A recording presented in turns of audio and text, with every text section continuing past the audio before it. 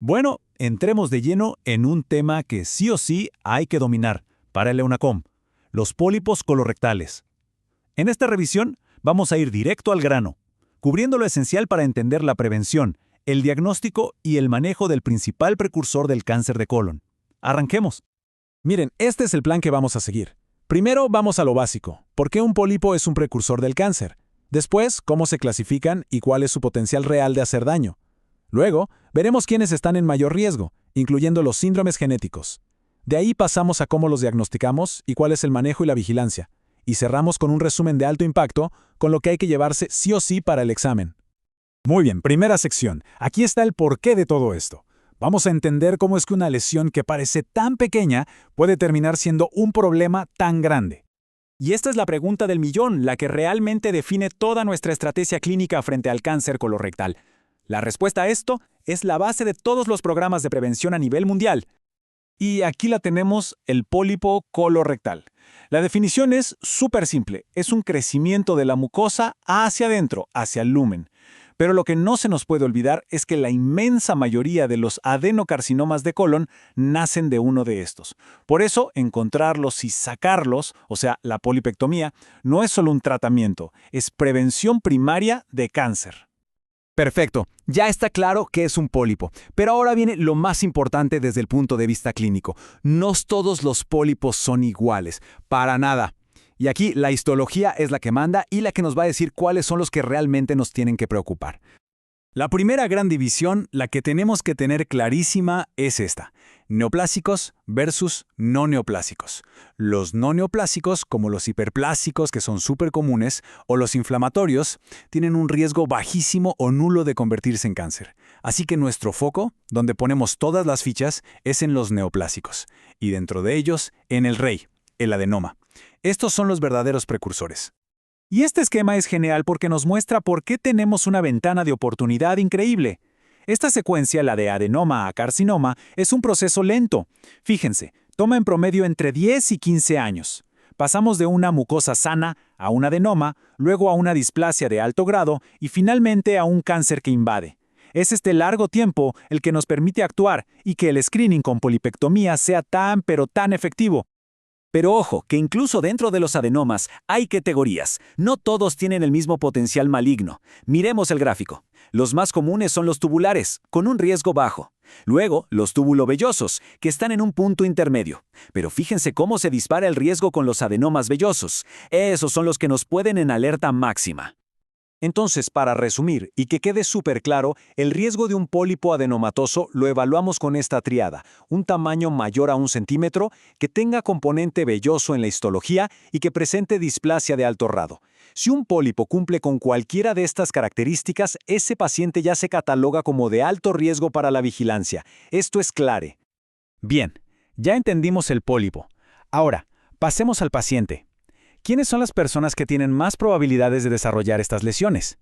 Aquí es donde entran a jugar los factores de riesgo generales y, por supuesto, los síndromes genéticos hereditarios. Estos son los factores que vemos en la consulta todos los días.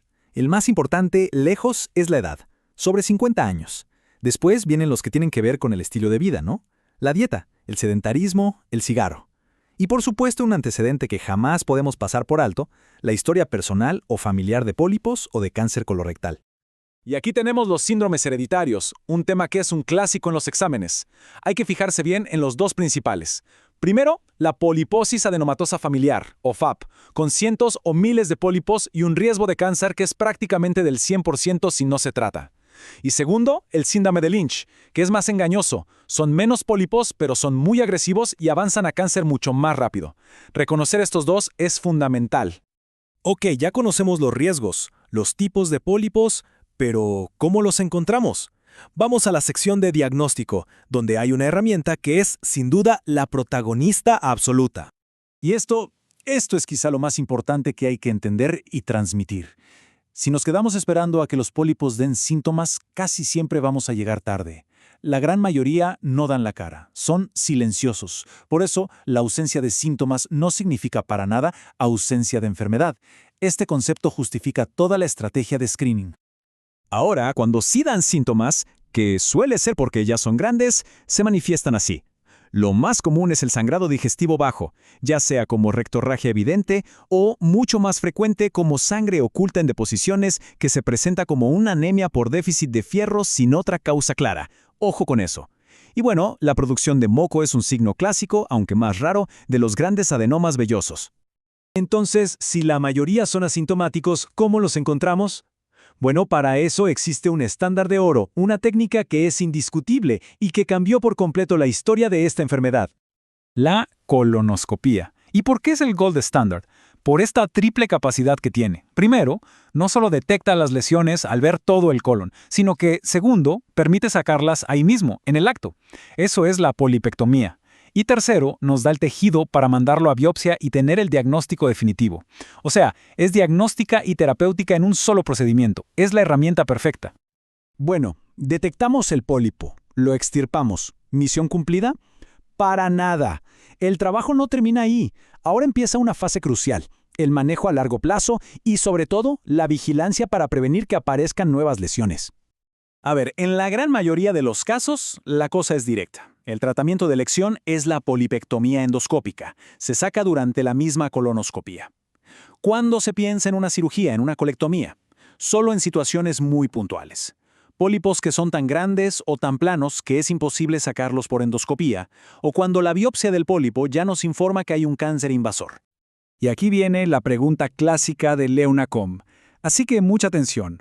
¿Cuándo se controla el paciente después de la polipectomía? La regla se basa en el riesgo. Si el paciente es de bajo riesgo, o sea, tenía 1 o 2 adenomas tubulares pequeños, el control es en 5 a 10 años. Pero si es de alto riesgo, y esto hay que memorizarlo, 3 o más adenomas, o 1 grande, o 1 velloso, o con displasia de alto grado, la indicación es categórica. Repetir la colonoscopía en 3 años. Grábense ese número a fuego, 3 años. Muy bien, ya recorrimos todo el camino clínico. Ahora vamos a la recta final, a condensar toda esta información en los puntos que son absolutamente esenciales, los que no se pueden dudar en el EUNACOM. Primeros 3 puntos clave. 1. El objetivo final de todo esto es la prevención del cáncer colorectal. 2. Los malos de la película son los pólipos adenomatosos. Esas son las lesiones precursoras. Y 3. No hay que confundirlos con los pólipos hiperplásicos, que son benignos y en general no nos preocupan. Y para rematar, el segundo grupo de puntos clave. El riesgo de un adenoma se define por esa tríada: tamaño, histología vellosa y displasia. La herramienta central para diagnóstico y tratamiento es la colonoscopía, el gold standard. Y el número mágico para la vigilancia de los pacientes de alto riesgo es a los 3 años. Con estos conceptos se cubre una gran parte de lo que hay que saber. Y cerramos con esta idea que es la que lo resume absolutamente todo. Al final del día, cada adenoma que se encuentra y se extirpa es un cáncer que potencialmente se evitó. Esa es la verdadera dimensión y la importancia de nuestro rol en la prevención del cáncer colorectal.